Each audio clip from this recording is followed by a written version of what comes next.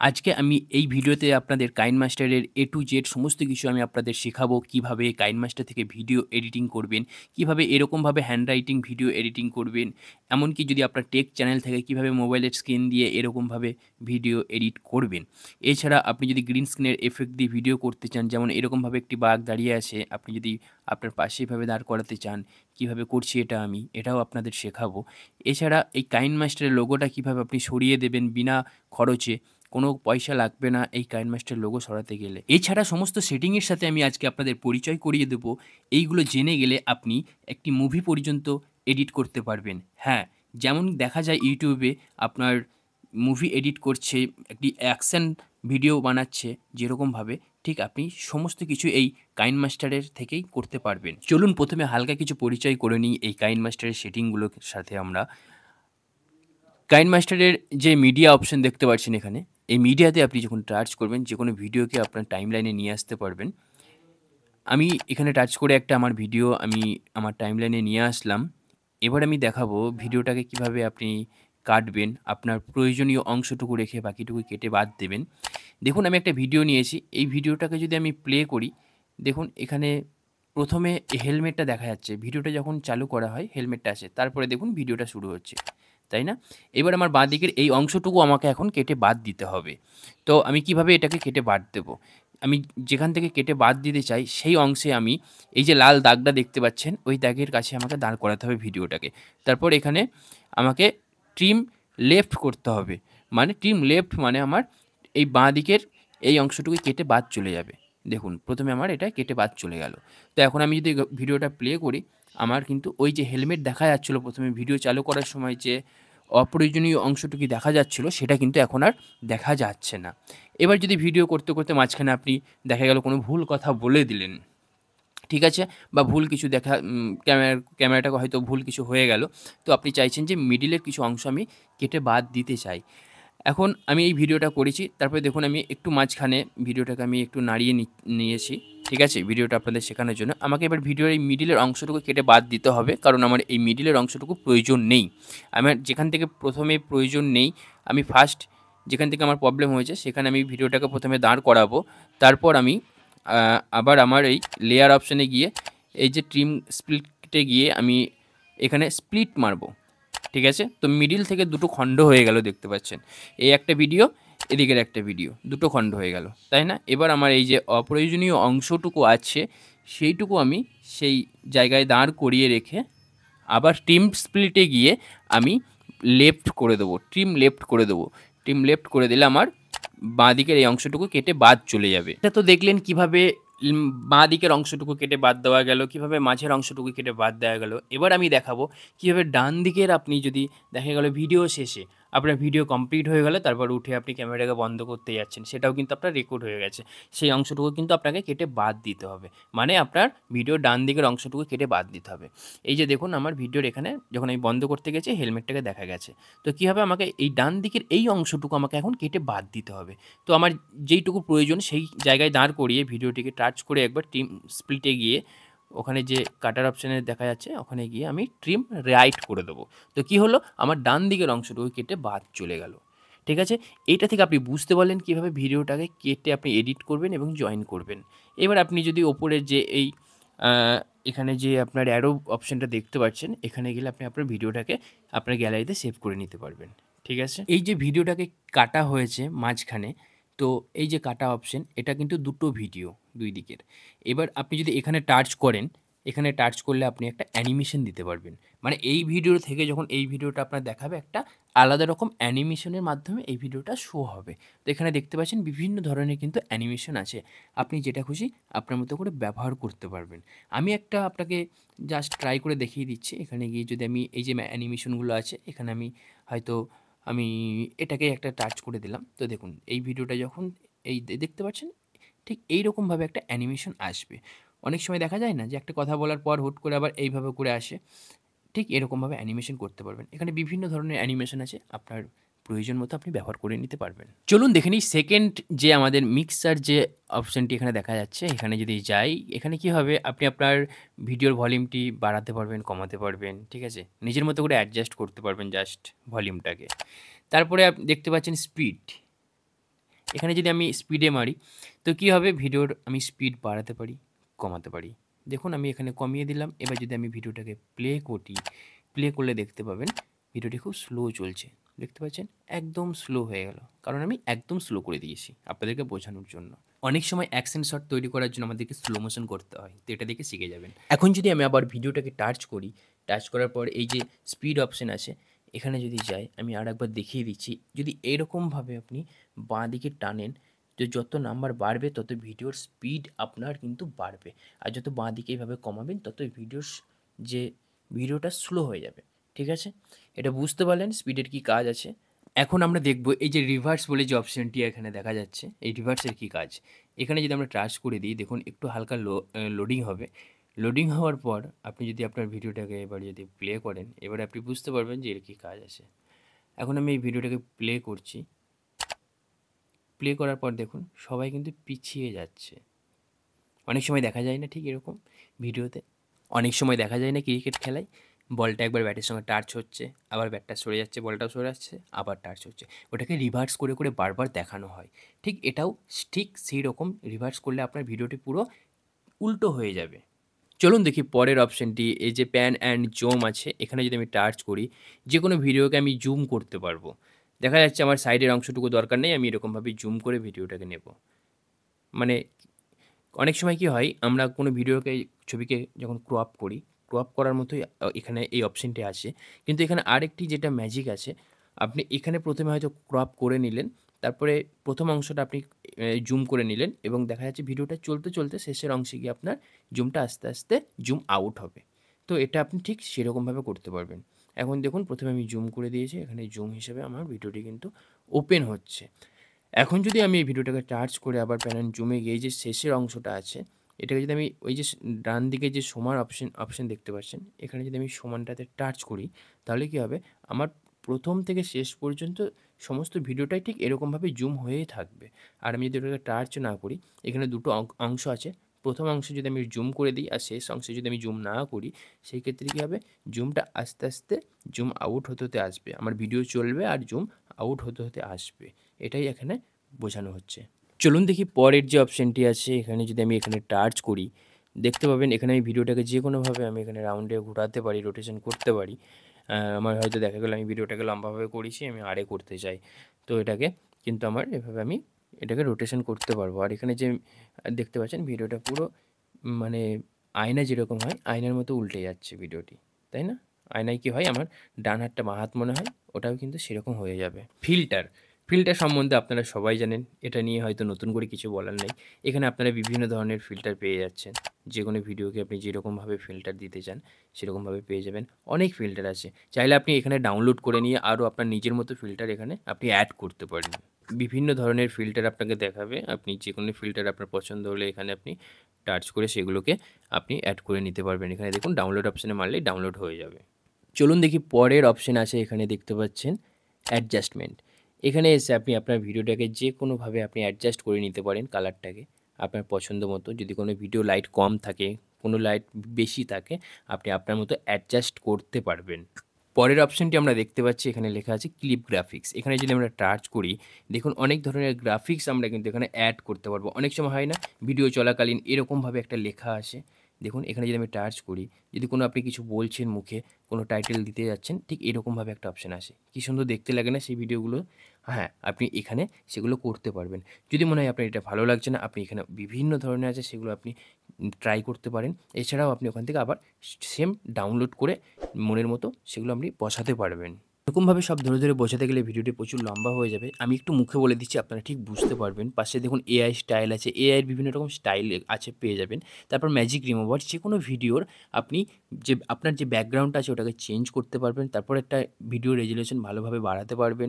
ব্যাকগ্রাউন্ডের অনেক কিছু চেঞ্জ করতে পারবেন। তারপরে এই যে আপনি এই যে অপশনটা দেখতে পাচ্ছেন, এটা হচ্ছে কী হবে বলে দিচ্ছি। সাইডগুলো কালো, কালো হয়ে যাবে, মিডলের অংশটা আপনার লাইট থাকবে। ঠিক আছে? তো বাকি অংশগুলো আর আপনার জানার এখন প্রয়োজন নেই। এখন দেখে নেব কিভাবে মোবাইলের স্ক্রিন রেকর্ড করে সেটাকে মোবাইলের মতো করে আমরা ভিডিও এডিট করতে পারবো। তার জন্য আমরা একটা গ্যালারি থেকে আমাদের একটা যেকোনো সাদা একটা ব্যাকগ্রাউন্ড নিয়ে নেব বা যেকোনো আপনি ব্যাকগ্রাউন্ড নিতে পারেন।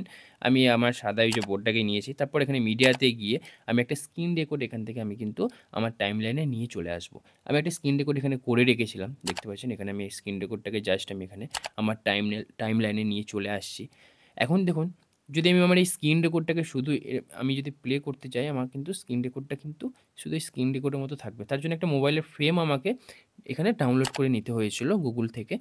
আপনারাও গুগলে গিয়ে মোবাইল পিএনজি ফ্রেম বলে সার্চ করবেন, দেখবেন পেয়ে যাবেন। আমি এখানে ফ্রেমটা যখন আমি আমার টাইমলাইনে নিয়ে চলে আসছি, দেখুন একটু ফোনের মতো কিন্তু একটা শেপ আছে এটা না? হ্যাঁ। আমি আমার এই ফ্রেমটাকে আমি আমার স্ক্রিন রেকর্ডের উপরে এইভাবে চাপিয়ে দেবো এবং আমি আমার ভিডিওটাকে একটু টেনে ছোট বড় করে আমার মতো করে আমি অ্যাডজাস্ট করে নেব। আপনারাও ঠিক সেরকমভাবে অ্যাডজাস্ট করে নেবেন। তো মনে হবে কি যে একটা ফোন আপনার ব্যাকগ্রাউন্ডে, একটা ফোন পুরো ফোনের বডি সহ আপনার ফোনটা দেখা যাচ্ছে। তো ভিডিওটাই আপনার আরও আকর্ষণীয় দেখতে মনে হবে যদি আপনি এইভাবে এডিট করেন। এখন দেখব কিভাবে গ্রিন স্ক্রিনের ভিডিও এডিট করবেন।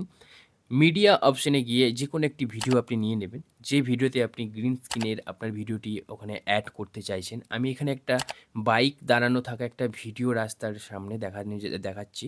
এই ভিডিওর সামনে আমি এখানে একটি বাঘকে আমি এখানে দাঁড় করাবো। তো চলুন এখান থেকে আমি আবার আমার যে লেয়ার অপশনটি আছে এখানে দেখতে পাচ্ছি। এই লেয়ার অপশনে টাচ করব এবং আমার যে গ্রিন স্ক্রিনের যে বাঘের ভিডিওটি আপনারা দেখেছিলেন সেই ভিডিওটাকে আমরা আমার টাইমলাইনে নিয়ে আসবো।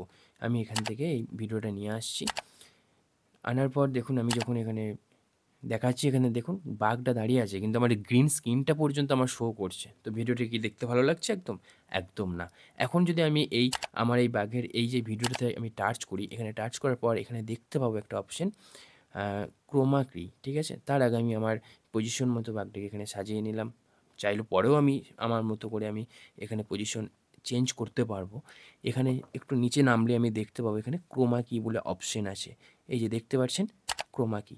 হ্যাঁ, এখানে এটা যদি আমি অন করে দিই, দেখুন আমার যে গ্রিন ব্যাকগ্রাউন্ডটা ছিল সেটা কিন্তু এখন নেই।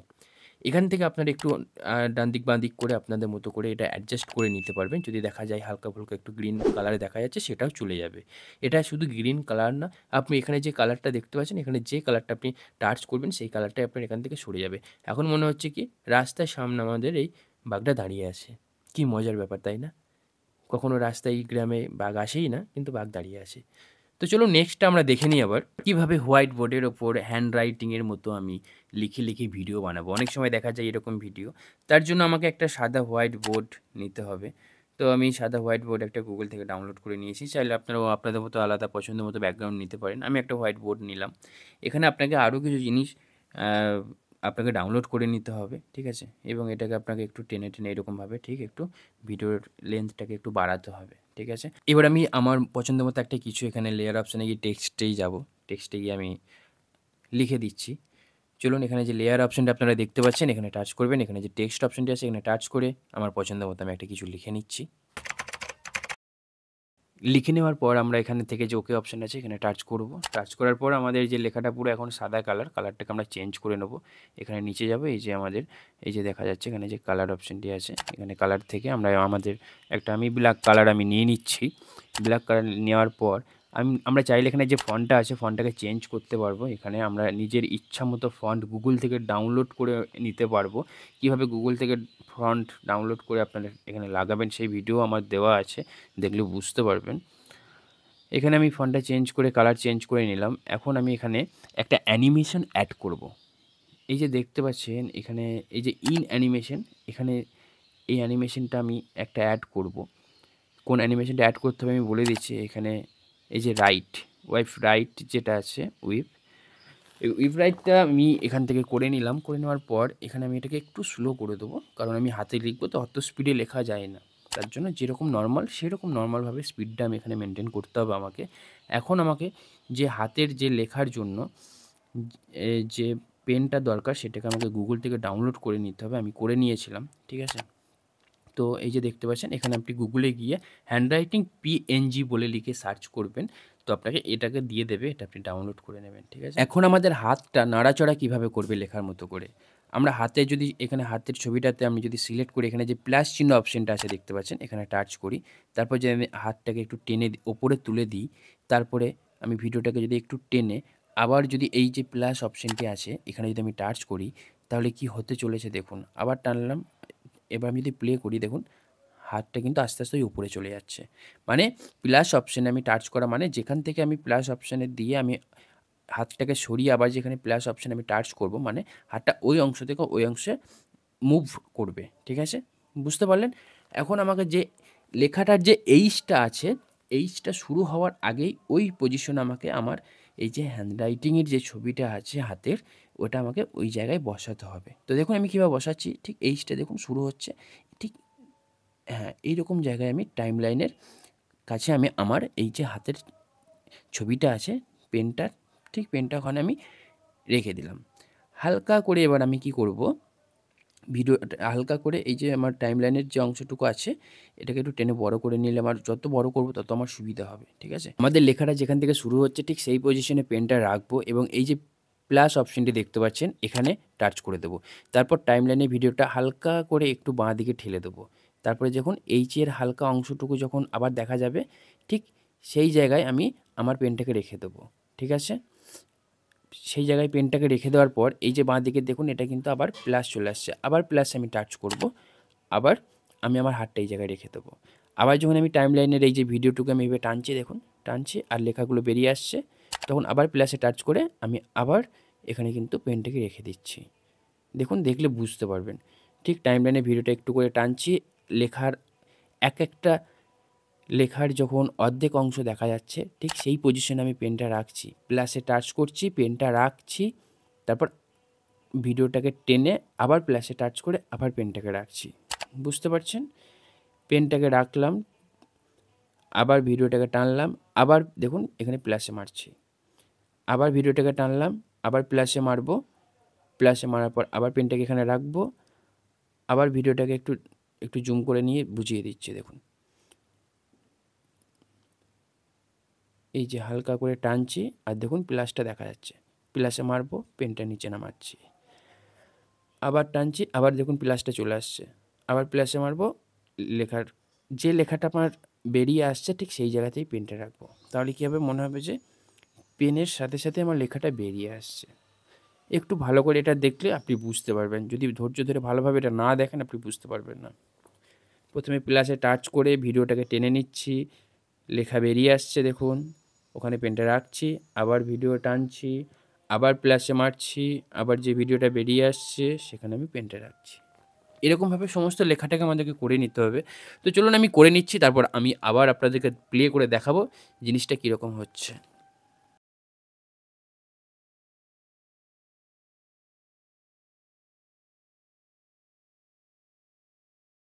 সেম এখন যদি আমি এটাকে প্রথম থেকে আমার ভিডিওটাকে আমি প্লে করি দেখুন, প্লে যখন করছি লেখাটা আসছে, হাতটা এভাবে নড়ছে, মনে হচ্ছে কি লেখাটাকে আমি লিখছি, তাই না?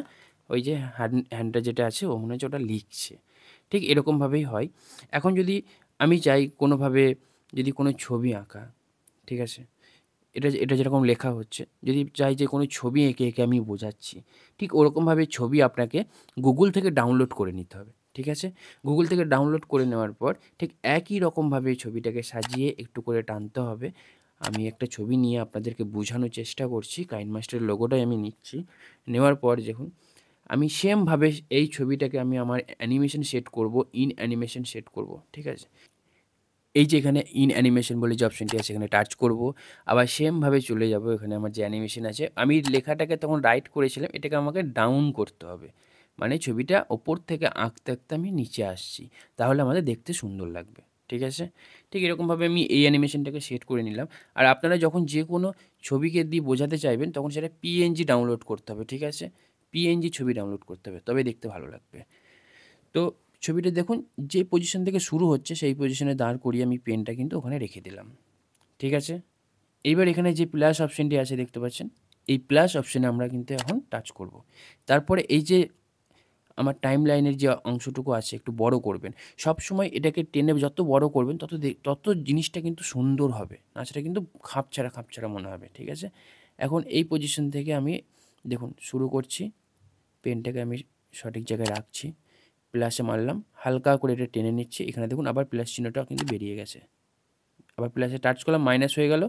আমি এখানে পেনটা রেখে দিলাম, হালকা টেনে দিলাম, আবার প্লাসে মারলাম, আবার এখানে রেখে দিলাম, আবার ভিডিওটাকে আমি একটু টানলাম, প্লাসে মারলাম, আবার এই পজিশনে রেখে দিলাম। ঠিক এরকমভাবে করতে করতে লাস্টে যখন প্লে করব মনে হবে আমার এই ছবিটা আমার পেন এঁকে দিচ্ছে। ঠিক আছে, চলুন এটাও আমি এরকমভাবেই করে নিই, তারপর আমি প্লে করে আপনাকে দেখাচ্ছি। এখন কিন্তু এটা আমার রেডি হয়ে গেছে। এবার আমি ভিডিওর একদম প্রথমে চলে যাব, টাইমলাইনে প্রথমে যাব। প্রথমে যাওয়ার পর আমি এখন এটাকে প্লে অপশন করব। প্লে অপশনে টাচ করার পর দেখুন মনে হচ্ছে এঁকে দিচ্ছে। ঠিক এরকমভাবে গুগল থেকে যে কোনো পিএনজি ডাউনলোড করুন, আর ঠিক এরকমভাবেই আপনি অ্যানিমেশন দিন, মনে হবে যে এঁকে এঁকে বোঝাচ্ছেন। এইসব ভিডিওগুলো কিন্তু বেশি রকম ভাইরাল হয়, এরকমভাবে যদি আপনি ভিডিও করতে পারেন। এই ধরনের ভিডিও ইউটিউবে প্রচুর আছে, দেখবেন, দেখলে আপনার আইডিয়া আরও বেশি কিন্তু হবে। আপনার যদি ইচ্ছা হয়, যদি মনে হয় যে এই ভিডিওগুলো দেখে আপনি উপকৃত হবেন, পরবর্তী ভিডিওগুলো আপনি দেখতে চান, আপনার যদি মন চায় আপনি সাবস্ক্রাইব করুন। আমি কিন্তু বলব যদি সাবস্ক্রাইব করেন আপনাকে নতুন কিছু শেখাবো। যা কোনো ফেক ভিডিও এখানে আপলোড করা হয় না, সমস্ত কিছু আপনি লাইভ প্রুফ পেয়ে যাবেন এখানে। আপনি ট্রাই করবেন। যদি কোনো কিছু বুঝতে অসুবিধা হয় কমেন্ট করবেন, আমি অবশ্যই আবার সেটাকে শর্ট ভিডিওর মাধ্যমে আপনাকে ভালোভাবে বুঝিয়ে দেব। ধন্যবাদ।